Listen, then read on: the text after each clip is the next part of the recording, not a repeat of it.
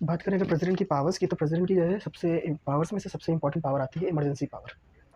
President जो है वो इमरजेंसीज डिक्लेयर कर सकते हैं। 3 तरह की इमरजेंसीज होती हैं, नेशनल इमरजेंसी, स्टेट इमरजेंसी और फाइनेंशियल इमरजेंसी। सबसे पहले यहाँ पर नेशनल इमरजेंसी देख लेते हैं। नेशनल इमरजेंसी का क्या है, तो इससे रिलेटेड आर्टिकल जो है वो आर्टिकल 352 है। हमारे कॉन्स्टिट्यूशन का जो आर्टिकल 352 है वो नेशनल इमरजेंसी को डील करता है। नेशनल इमरजेंसी किस तरह की सिचुएशन है, इसमें क्या होता है कि अगर मान लो कभी किसी दूसरी कंट्री ने हमारी कंट्री पर अटैक कर दिया, इसे एक्सटर्नल एग्रेशन कहा जाता है। इसके अलावा कंट्री के अंदर ही आर्म्ड रिबेलियन हो जाए, तो इन सिचुएशंस में प्रेसिडेंट जो है नेशनल इमरजेंसी डिक्लेयर कर सकते हैं। नेशनल इमरजेंसी डिक्लेयर करने के लिए सबसे पहले क्या होता है कि काउंसिल ऑफ मिनिस्टर्स और प्राइम मिनिस्टर की रिटर्न रिक्वेस्ट प्रेसिडेंट के पास जाती है, और उसके बाद फिर जो है नेशनल इमरजेंसी प्रेसिडेंट जो है डिक्लेयर कर सकते हैं। और इस चीज़ को अप्रूव पार्लियामेंट को करना होता है 1 महीने के अंदर अंदर। ये 1 महीने का जो पीरियड है ये मैक्सिमम पीरियड है for the approval of national emergency by parliament. इससे जल्दी भी हो सकती है। इसके अलावा क्या है कि एक बार में 6 महीने के लिए नेशनल इमरजेंसी लगाई जा सकती है। उसके बाद फिर पार्लियामेंट के अप्रूवल से उसे हम 6-6 महीने बढ़ाया जा सकता है। कोई मैक्सिमम टेन्योर नहीं है।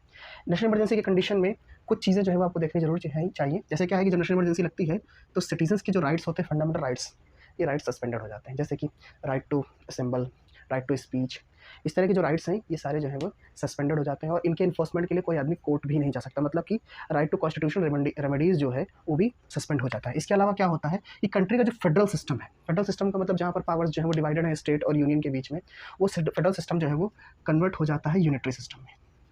ये हमारे कॉन्स्टिट्यूशन का सबसे यूनिक फीचर है कि इस तरह की सिचुएशन में जो है हमारा जो सिस्टम है वो बहुत सिंपल सी मेजॉरिटी से फेडरल सिस्टम से यूनिटरी सिस्टम में कन्वर्ट हो जाता है। मतलब कि सेंट्रल स्टेट्स की जो की अथॉरिटीज़ ऑलमोस्ट ख़त्म हो जाती है। इसके बाद क्या होता है कि पार्लियामेंट को ये परमिशन हो जाती है कि जो स्टेट टेस्ट के सब्जेक्ट है जिन पर स्टेट को अधिकार है लॉ बनाने का, उन उन सब्जेक्ट्स पर भी जो है पार्लियामेंट को अधिकार मिल जाता है ताकि वो लॉ बना सके। इसके अलावा क्या है कि सेंट्रल एग्जीक्यूटिव यानी कि जो प्राइम मिनिस्टर और काउंसिल ऑफ मिनिस्टर्स जो हैं, ये सेंट्रल एग्जीक्यूटिव का पार्ट है।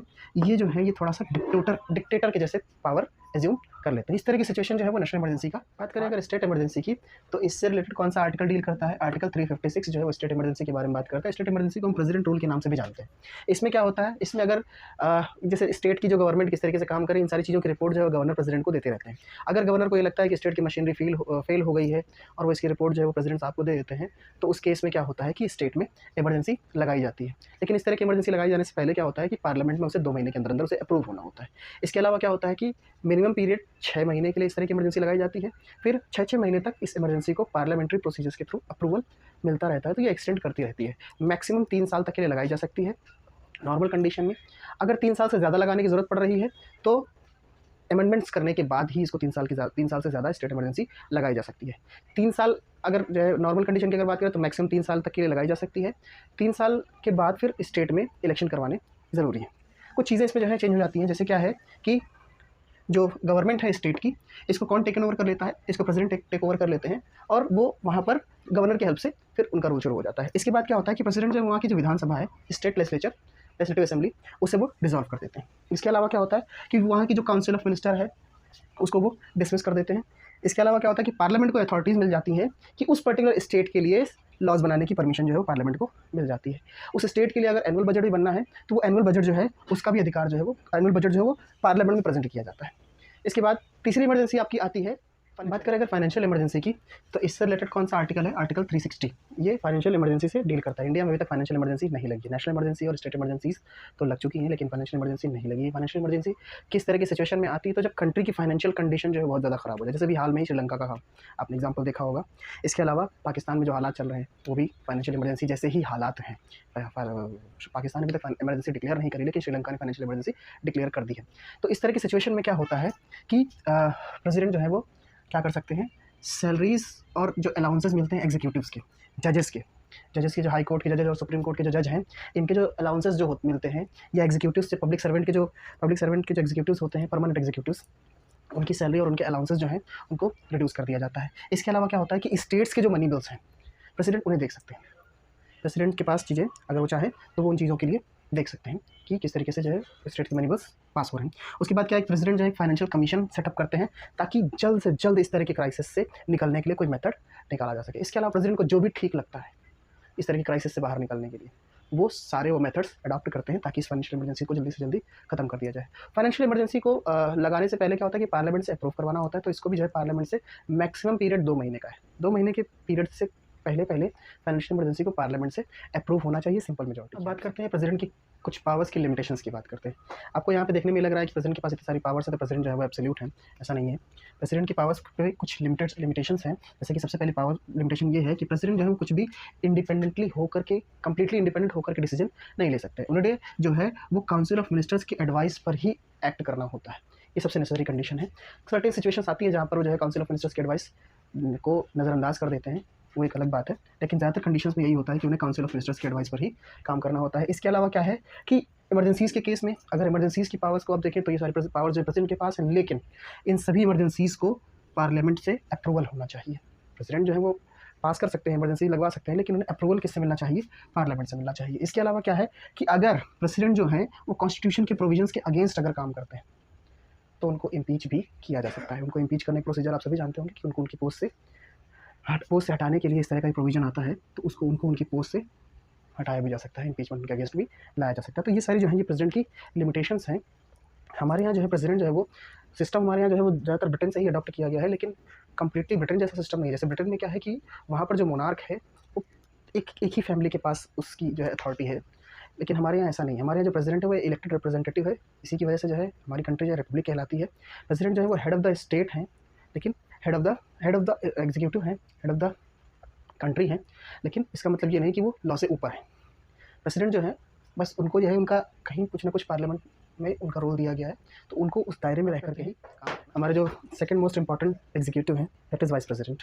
वाइस प्रेसिडेंट जो है वो राज्यसभा के एक्स ऑफिस चेयरमैन भी होते हैं। जो है प्रेसिडेंट जो है जब अपनी पोस्ट पर नहीं होते हैं तो उस कंडीशन में जो है वाइस प्रेसिडेंट जो है वो प्रेसिडेंट की ड्यूटीज़ को पे करते हैं। बात करते हैं क्वालिफिकेशंस। किसी कैंडिडेट को वाइस प्रेसिडेंट बनने के लिए कुछ क्वालिफिकेशंस चाहिए। वो क्या है? सबसे पहले क्या है कि उन्हें इंडिया का सिटीज़न होना चाहिए। ये क्वालिफिकेशन प्रेसिडेंट के केस में भी थी। इसके अलावा दूसरी क्वालिफिकेशन आपकी आती है कि he must be of age 35 और अबव, तो 35 साल या उससे ज़्यादा का होना चाहिए। इसके बाद क्या है ये बाद में बताते हैं, पहले ये देख लेते हैं। शुड नॉट बी ऑफेंडर, उनके अगेंस्ट जो है वो कोई जो है क्रिमिनल जो है उनको सज़ा वगैरह ना हुई हो। इसके अलावा क्या है कि उन्हें ऑफिस ऑफ प्रॉफिट नहीं एंजॉय करना चाहिए, स्टेट गवर्नमेंट का हो चाहे और या सेंट्रल गवर्नमेंट का। ऑफिस ऑफ प्रॉफिट का मतलब क्या है कि उन्हें किसी भी गवर्नमेंट जॉब में नहीं होना चाहिए। अगर है ऐसा तो उन्हें इलेक्शन लड़ने से पहले रिज़ाइन करना होगा। इसके अलावा क्या है, अभी सबसे इंपॉर्टेंट क्वालिफिकेशन यहाँ पर ये आती है। प्रेसिडेंट, बाकी सारी क्वालिफिकेशन तो प्रेसिडेंट की क्वालिफिकेशन से मैच कर रही है, ये क्वालिफिकेशन थोड़ी अलग है। प्रेसिडेंट के केस में यहाँ पर क्या होता है कि जैसे सबसे पहले से बात कर लेते हैं कि वाइस प्रेसिडेंट के केस में वाइस प्रेसिडेंट के पास राज्यसभा का मेंबर होने के लिए क्वालिफिकेशन होनी चाहिए। राज्यसभा का मेंबर नहीं होना चाहिए, लेकिन राज्यसभा का मेंबर बनने के लिए उनके पास रिक्वायर्ड क्वालिफिकेशंस होनी चाहिए। ये सबसे इंपॉर्टेंट क्वालिफिकेशन है to be a vice president. President के केस में क्या था, वहाँ पर राज्यसभा का मेंबर बनने के लिए क्वालिफिकेशंस नहीं चाहिए थी, वहाँ पर लोकसभा का मेंबर बनने के लिए उनके पास क्वालिफिकेशंस होनी चाहिए थी।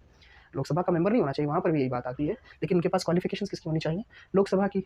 और वाइस प्रेसिडेंट के केस में यहाँ पर क्वालिफिकेशंस राज्यसभा का मेंबर होने की क्वालिफिकेशंस चाहिए आपको। तो ये कुछ इंपॉर्टेंट क्वालिफिकेशंस हैं जो वाइस प्रेसिडेंट बनने के लिए किसी कैंडिडेट को चाहिए।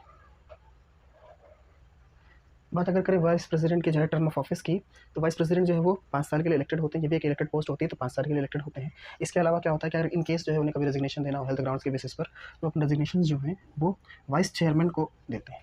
वाइस चेयरमैन को स्टेट करते हुए अपना रेजिग्नेशन देते हैं। जो है वाइस चेयरमैन जो होता है वो राज्यसभा का जो है इनके बाद दूसरा हेड होता है। इनकी एब्सेंस में वाइस चेयरमैन ही जो है वो राज्यसभा का चेयरमैन का रोल प्ले करता है। इसके अलावा इन केस वाइस प्रेसिडेंट भी अगर जो है कॉन्स्टिट्यूशन के प्रोविजंस के अगेंस्ट अगर काम करते हैं तो इनके अगेंस्ट भी इम्पीचमेंट लाया जा सकता है। इस तरह का जो इम्पीचमेंट है वो राज्यसभा से 2/3 मेजॉरिटी से पास होना चाहिए। ये बात थोड़ी इंपॉर्टेंट यहाँ पर याद रखनी है कि राज्यसभा से उसे 2/3 मेजॉरिटी से पास होना चाहिए और लोकसभा से उसे सिंपल मेजॉरिटी से पास होना चाहिए। इनकी यहाँ पर जो है ये इनका रोल राज्यसभा में ज़्यादा है, तो इनके केस में राज्यसभा का, इनके इम्पीचमेंट के केस में राज्यसभा का बड़ा रोल है। बात अगर करें इनके इलेक्शंस की, तो इनका जो इलेक्शन होता है वो भी इनडायरेक्ट मेथड से ही किया जाता है, जिसमें दोनों हाउसेस के जो मेंबर्स होते हैं उनका इन्वॉल्वमेंट होता है। प्रेसिडेंट के केस में प्रपोजल्स जो है वो 50 थे, सेकेंडर्स भी 50 थे, लेकिन वाइस प्रेसिडेंट के केस में प्रपोजल्स जो है वो 20 होने चाहिए और सेकेंडर्स भी 20 होने चाहिए। यहाँ पर भी जब पॉपुलेशन प्रेजेंटेशन का सिस्टम इस्तेमाल किया जाता है, सिंगल ट्रांसफरेबल वोटिंग मेथड। अगर इन केस अगर कोई भी डिस्प्यूट आता है तो वाइस प्रेसिडेंट के इलेक्शन में, प्रेसिडेंट के इलेक्शन में, तो ये सारे डिस्प्यूट्स कहाँ रिजॉल्व किए जा सकते हैं? सुप्रीम कोर्ट में रिजॉल्व किए जा सकते हैं। बात करते हैं पावर्स की। बात करें अगर पावर्स की, तो प्रेसिडेंट जो है जैसा कि पता ही है कि जो है चेयरमैन होते हैं राज्यसभा के। इसके अलावा राज्यसभा के चेयरमैन होने के केस में जो है कभी जो है बिल को लेकर के अगर कुछ मेंबर्स के बीच में उसको पास करने में प्रॉब्लम आती है या टाई होता है, तो उस केस में जो है वाइस प्रेसिडेंट जो है वो कास्टिंग वोट का पावर जो है इसको एंजॉय करते हैं। टाई के केस में क्या होता है कि प्रेसिडेंट के पास या स्पीकर या चेयरमैन के पास ये पावर होती है कि वो किसी बिल के फेवर में या किसी बिल के अगेंस्ट में वोट डाल सकते हैं, तो उसको हम कास्टिंग वोट कहते हैं। तो ये पावर इसको एंजॉय करते हैं as a chairman of the Rajya Sabha. इसके अलावा क्या होता है, राज्यसभा के जो डिसिप्लिनरी एक्शंस होते हैं उनको लेकर के रिस्पॉन्सिबल है, मतलब राज्यसभा में डिसिप्लिन मेंटेन करने की रिस्पॉन्सिबिलिटी चेयरमैन की होती है। इसके अलावा क्या होता है कि इन केस अगर प्रेसिडेंट जो है वो अपनी पोस्ट पर नहीं है, उनकी वैकेंट पोस्ट है किसी भी कारण से या वो, तो उसके केस में क्या होता है कि ये प्रेसिडेंट के तौर पे एक्ट कर सकते हैं मैक्सिमम से मैक्सिमम 6 महीने के लिए। ये प्रोविजन जो है यूएस से उठाया गया, तो यूएस के केस में क्या होता है कि रेस्ट ऑफ द पीरियड के लिए वाइस प्रेसिडेंट जो है वो वही जो है प्रेसिडेंट के तौर पे सारा चार्ज संभालते हैं। लेकिन हमारी कंट्री में क्या है कि हमारी कंट्री में वाइस प्रेसिडेंट जो है वो प्रेसिडेंट के तौर पर वर्क कर सकते हैं maximum for the maximum period of 6 months. इसके अलावा क्या होता है कि इनकी सैलरी जो है वो 4 लाख पर मंथ होती है, प्लस अदर अलाउंसेस होते हैं। यहाँ से चैप्टर आपका खत्म होता है। Thank you.